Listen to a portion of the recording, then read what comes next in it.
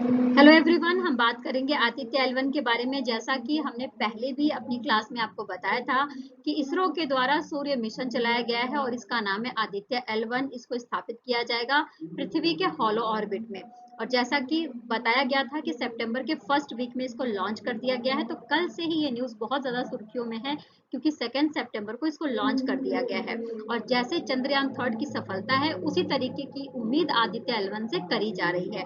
तो हम यहाँ पर बात करेंगे आदित्य L1 की टाइमिंग के बारे में, कब लॉन्च किया गया और कितने दिन तक रहेगा, कितने दिन की यात्रा करेगा, हॉलो ऑर्बिट क्या है, जो जो हमारा लैग्रेंजियन पॉइंट है वो क्या है, इन सब के बारे में हम यहाँ पर चर्चा करेंगे। तो चलिए स्टार्ट करते हैं। सबसे पहले हमें ये पता होना चाहिए कि 2 सितंबर को 11:50 पर इसको लॉन्च कर दिया गया है श्रीहरिकोटा के सतीश धवन अंतरिक्ष केंद्र से। किस व्हीकल के द्वारा इसको लॉन्च किया गया है? तो PSLV C57 के माध्यम से इसको लॉन्च कर दिया गया है। 125 दिन की यात्रा करके ये जाएगा और 16 दिन तक ये हॉलो ऑर्बिट में रहेगा। ओके, अच्छा, यहाँ पे हम देखते हैं कि हॉलो ऑर्बिट क्या है और L1 का जो पॉइंट है वो क्या है। देखो, इस जो आदित्य L1 को लॉन्च किया जा रहा है, ये पृथ्वी से 1.5 मिलियन किलोमीटर की दूरी पर लॉन्च किया जा रहा है। और ये जो हॉलो ऑर्बिट है, यहाँ पर एक पॉइंट है जिसका नाम है L1। पृथ्वी और सूर्य के बीच में ऐसे 5 पॉइंट है। इन 5 पॉइंट में से एक पॉइंट है जिसका नाम है L1, जिसको हम लैग्रेंजियन पॉइंट कहते हैं। वहां पर जो हमारा आदित्य L1 है, इसको स्थापित कर दिया जाएगा। ओके, अब देखो, इसमें जो लॉन्च किया गया है ये उपग्रह, इसमें आप देखेंगे 7 पेलोड है। 7, देखिए, आदित्य L1 में 7 पेलोड है। ओके, 7 पेलोड में सबसे इंपॉर्टेंट है VELC। इसके बारे में अभी हम आगे चर्चा कर लेंगे। और इस 7 पेलोड के बारे में जान लेते हैं कि कौन कौन से पेलोड लगे हैं। तो इसमें देखेंगे आप, solar ultraviolet imaging telescope लगा है, लो एनर्जी एक्सरे स्पेक्ट्रोमीटर लगा है, आदित्य सोलर विंड पार्टिकल जो एक्सपेरिमेंट है वो भी लगा हुआ है। यहाँ पर पार्टिकल एक्सपेरिमेंट के साथ साथ में एक्सरे स्पेक्ट्रोमीटर लगा हुआ है। प्लाज्मा जो एनालिसिस करेगा प्लाज्मा का, वो भी कंपोनेंट यहाँ पर आपको देखने को मिल जाएगा। साथ में ही यहाँ पर जो सूरज पर जो सौर तूफान आते हैं, फिर इसके बाद जो कोरोना मंडल है सूरज का, जो सूरज का वायुमंडल है, उन सब का अध्ययन किया जाएगा।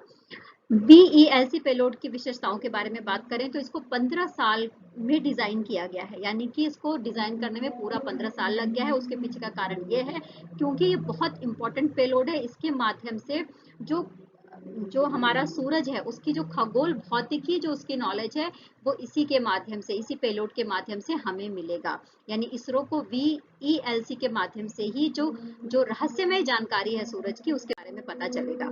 इसमें आप देखेंगे तो जो कोरोना का तापमान कितना है, वेग और घनत्व कितना है, इन सब का अध्ययन, या फिर जो सूरज का चुंबकीय क्षेत्र है, उसका जो गुरुत्वाकर्षण बल है, इन सब के बारे में हमें जानकारी मिलेगी VELC पेलोड के माध्यम से। तो इस बात को याद रख लेना, जो 7 पेलोड है उसमें सबसे इंपॉर्टेंट पेलोड कौन सा है? तो VELC। ओके, साथ में ही अब हम बात करेंगे L1 पॉइंट के बारे में, जिसको हम लैग्रेंजियन या फिर लैग्रेंज पॉइंट भी कह रहे हैं। इस पॉइंट के बारे में चर्चा करते हुए मैं आपको बता दूं कि ये पॉइंट ऐसा है, यहाँ पर है पृथ्वी से 1.5 मिलियन की, पृथ्वी से 1.5 मिलियन की दूरी पर है। और ये पॉइंट ऐसा है जहां पर सूरज और पृथ्वी के बीच में जो गुरुत्वाकर्षण का बल होगा वो न्यूट्रल होगा। यानी कि यहाँ ये ऐसा पॉइंट है जिसमें इस उपग्रह को ना पृथ्वी खींच पाएगी ना सूरज खींच पाएगा। दोनों की तरफ से जो गुरुत्वाकर्षण का बल लग रहा है वो बिल्कुल इक्वली लग रहा है।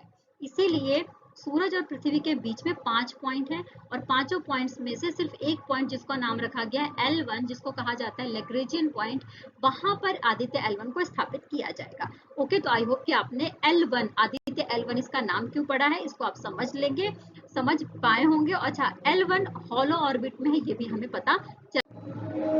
देखो, सूर्य के लिए जो मिशन चलाया जाता है उसके बारे में हम यहाँ पर जानकारी ले लेते हैं। तो सूर्य के अध्ययन के लिए बहुत सारे मिशन चलाए गए हैं। इसमें नासा के द्वारा, सबसे पहले नासा, जैसा कि हम सबको पता है कि अमेरिका का अंतरिक्ष एजेंसी है जो नए नए काम करते रहता है। तो नासा पार्कर सोलर प्रोब नाम से एक मिशन चलाया गया था, जिसमें एक कार्यक्रम चलाया गया था लिविंग विद ए स्टार, जिसमें हमारा जो सूरज, जिसको स्टार कहते हैं, एक तारा कहा जाता है सूरज को, उसके द्वारा जो वेग है, जो वहां पर हवाएं हैं, उन सब के बारे में जानकारी के लिए इस मिशन को चलाया गया था।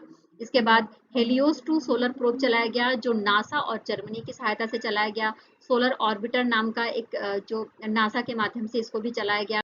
और इसके बाद सूर्य की निगरानी के लिए जो अंतरिक्ष यान भेजे गए हैं उनके बारे में जानकारी ले लेते हैं। तो उन्नत संरचना explorer, interface region emerging spectrograph, wind Hinode और सौर गतिशीलता वेधशाला और सौर स्थलीय संबंध वेधशाला, ये है अन्य मिशन जो चलाए गए हैं सूर्य के लिए।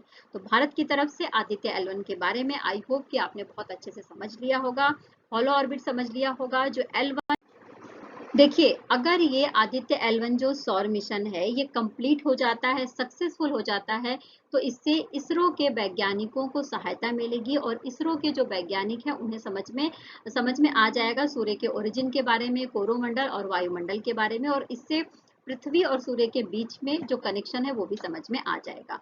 तो इसी के साथ में इस सेशन में इतना ही। आई होप कि आपने सेशन को अच्छे से समझा होगा, एंजॉय किया होगा। तब तक के लिए फिर कल मिलेंगे। Take care, bye bye.